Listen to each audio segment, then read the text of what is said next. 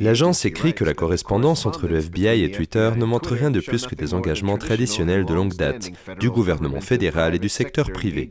La déclaration du FBI n'a pas précisé qu'elle considère comme des théoriciens du complot. Depuis début décembre, Musk a communiqué des dossiers à plusieurs journalistes indépendants.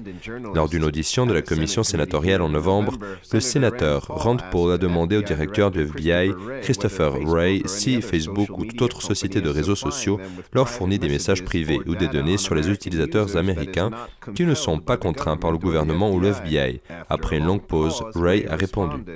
Pas contraint, en d'autres termes, pas en réponse à une procédure légale. Ni mandat ni assignation, ils vous fournissent juste des informations sur leurs utilisateurs. Je ne le crois pas, mais je ne peux pas m'asseoir ici et en être sûr.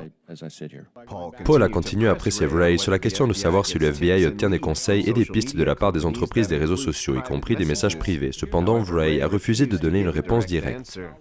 Beaucoup d'entre nous sont alarmés que vous ayez cette information. Ce sont des communications privées parce que c'est contraire à la loi. Cette semaine, le journaliste indépendant Michael Shellenberger a publié des messages montrant que le FBI s'emploierait à discréditer le rapport Hunter-Biden et à empêcher les gens de le diffuser via la plateforme de réseaux sociaux. Un autre message a révélé que Twitter était en train d'évaluer et de traiter une liste de tweets signalés par le FBI pour contenu potentiellement violent. Il s'agissait notamment d'un message critiquant le commentaire du gouverneur de l'époque, Andrew Cuomo, sur les vaccins obligatoires. D'autres épisodes ont montré que le FBI communiquait constamment avec les employés de Twitter et avait mis en place des canaux de communication entre agents et employés. Pendant ce temps, Elon Musk a indiqué qu'il soutiendrait une enquête du Congrès sur les efforts présumés du FBI pour censurer les utilisateurs des réseaux sociaux. Musk a partagé un tweet du CEO de PayPal, David Sacks. Le message suggérait la création d'une nouvelle commission pour enquêter sur les initiatives de censure présumées du FBI et de la communauté du renseignement. Musk a répondu à ce message par le commentaire suivant. Attention, attention.